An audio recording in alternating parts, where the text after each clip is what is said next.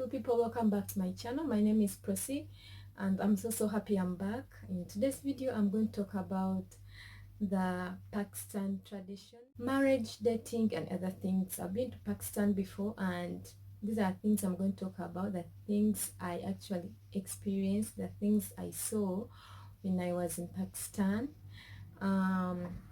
Pakistan is a Muslim country. It's a Muslim country. Yeah, the Muslim things, the dress code, their dress code is so good. They have those, first of all, they veil themselves, and there are people who actually don't veil themselves, but they're always wearing long clothes. Yeah, women are also decent. They wear long clothes, covered up. Their bodies are always covered up. They're always covered up. When it comes to food, they have a lot of food. Oh my god, I saw food. They have a lot of food, different types of food. Their breakfast looks like lunch. I'm not a foodie, and when it comes to food, I'm a little bit picky, but I don't like having heavy breakfast. But these guys, when it comes to food, they always have a lot of food. Breakfast looks like lunch, lunch looks like a wedding. Oh my god. So their food has a lot of spices. I'm not a person of spices, and it was too much for me. It was too much for me.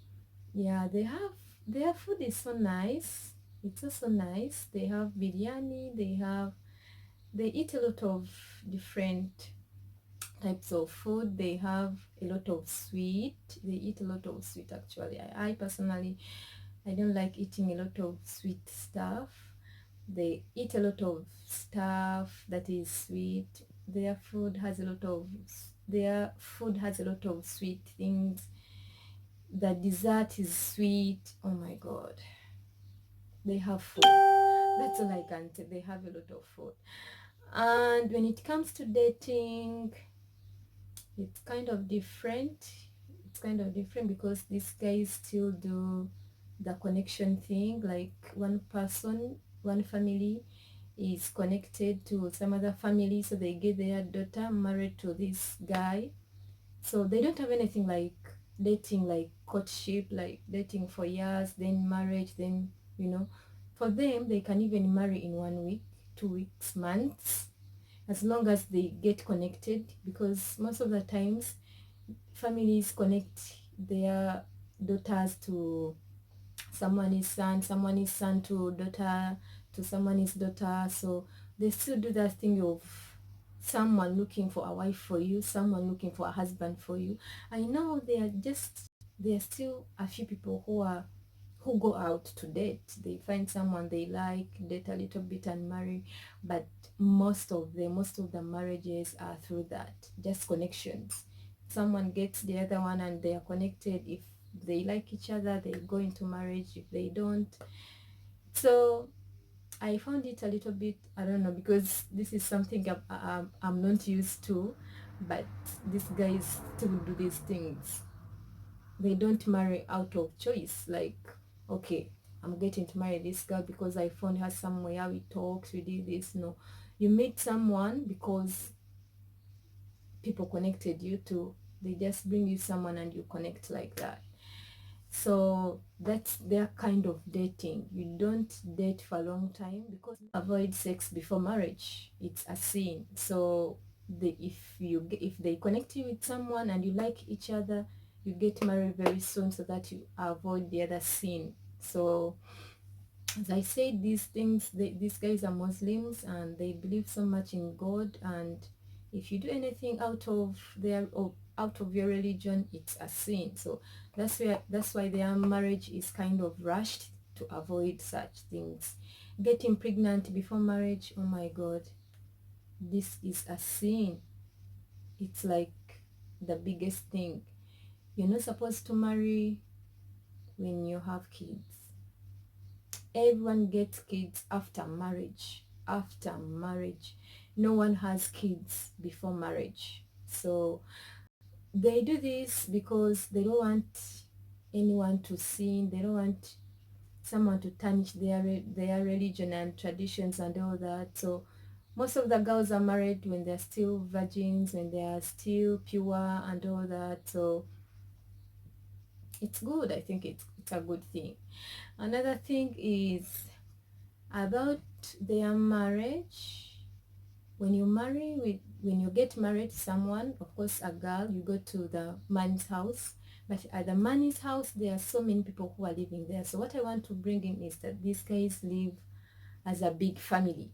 There are always so many. They have big houses and they live in a a big house full of full of cousins, full of mother-in-law, father-in-law, the sons and the daughters and the grandkids, and so they have big families. Sorry.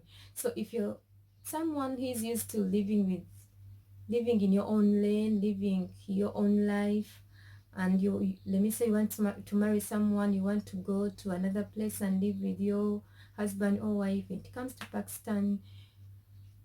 comes to marriage in Pakistan, it's kind of different. I know there are people who are living out without their parents. Maybe they live in different countries, but as long as you're living in Pakistan or you're living with in the same country with your parents, as a man, it's a must for you to live with your wife and your kids at your parents' home. That's where you're supposed to live if you're in that country, if you're in Pakistan. But if you're in another country, it's fine.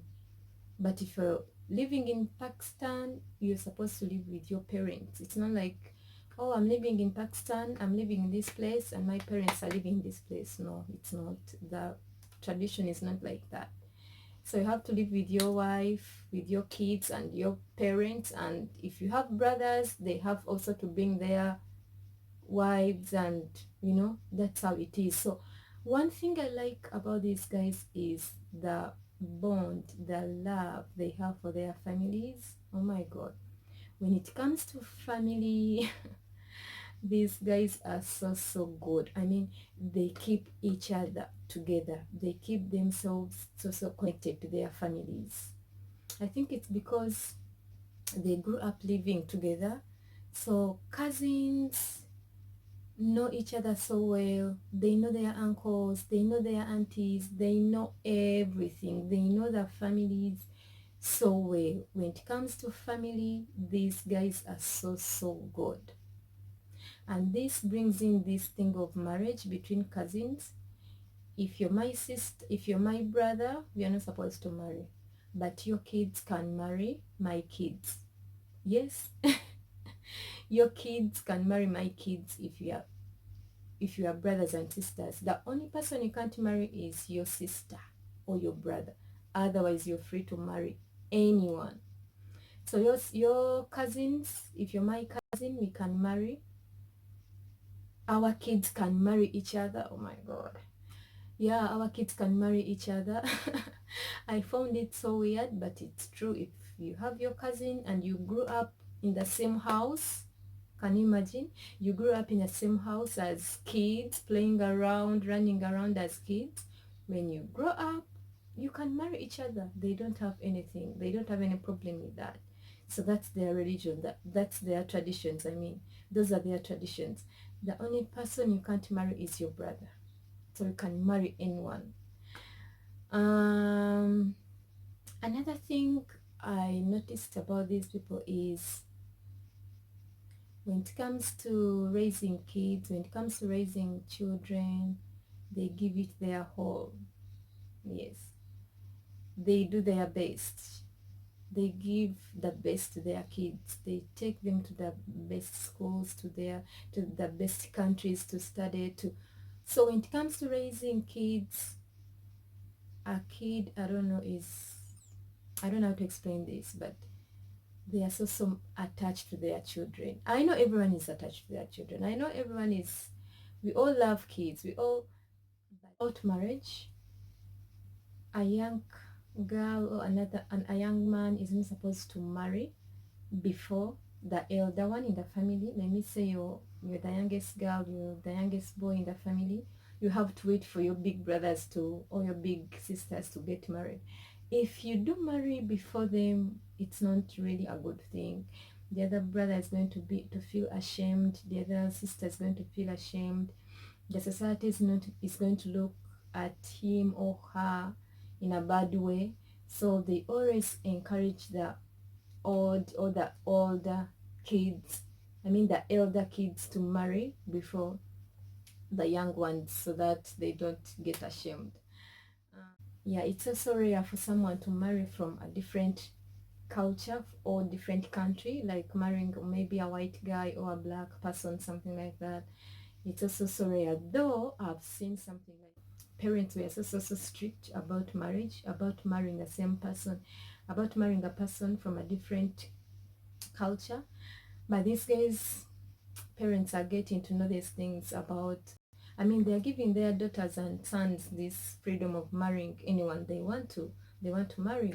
So yeah, there are people who are strict about that they don't allow their kids to marry outside, though there are parents who are so open with it, and they allow their kids to marry anyone they want. Still about the weddings, oh my god, they have the most interesting weddings.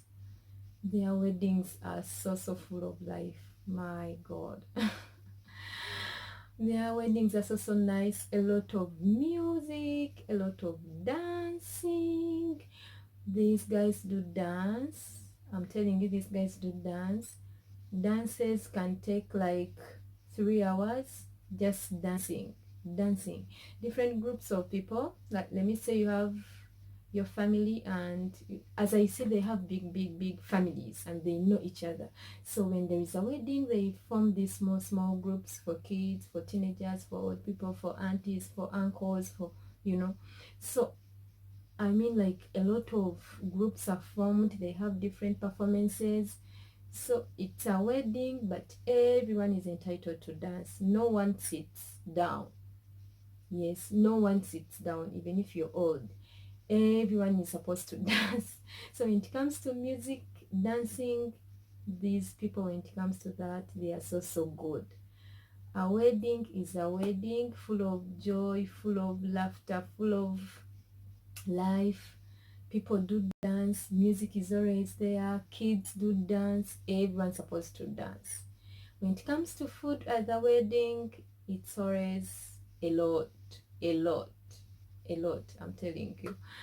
So and one thing I noticed about their weddings, or their, because I attended weddings and birthday parties, they don't give speeches. So they don't, you know, these things of someone, maybe a parent comes out and talks about the daughter, the son, the, you know how. No, they don't. These guys are so I like the way they do their things. They focus on the many things. Music is there, food is there, people there interacting, people do talk, you meet different people, you chat here and there as you continue eating, as you continue drinking.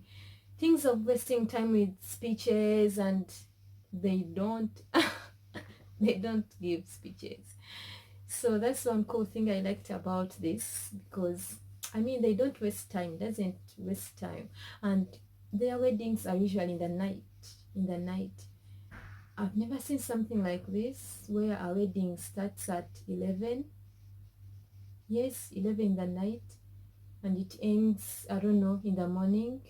Where a wedding starts at 9, 8, 7, and it ends at 4 in the night, and people are still there gathered, still dancing, eating, and doing.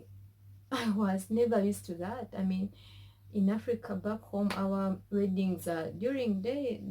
They go, I mean, up to 12 in the night. But these guys, no weddings. Most of the weddings do more in the night, because that's when people are home, people are free from work, people are not panicking for anything. So I love their weddings so much. When it comes to transport, they have buses and these small cars they use for transport, but their means of transport, the public transport, are They look different from other cars. When I say different, they are kind of decorated. Oh my god, they look so nice. You know, at first I actually asked the people I was with. I thought these buses or the cars or these small things that the vehicles they use, I thought they were going for a wedding. I'm telling you, the way they are decorated, they look like they are going for a wedding. So oh my god, they look so nice. They are means of transport, the buses and other things, they are decorated, so they look so nice. That's all I wanted to share with you guys. Thank you so much for watching my videos. Thank you so much for subscribing. Please continue subscribing, continue commenting. Don't forget to press the notification button. Thank you so much. Bye bye.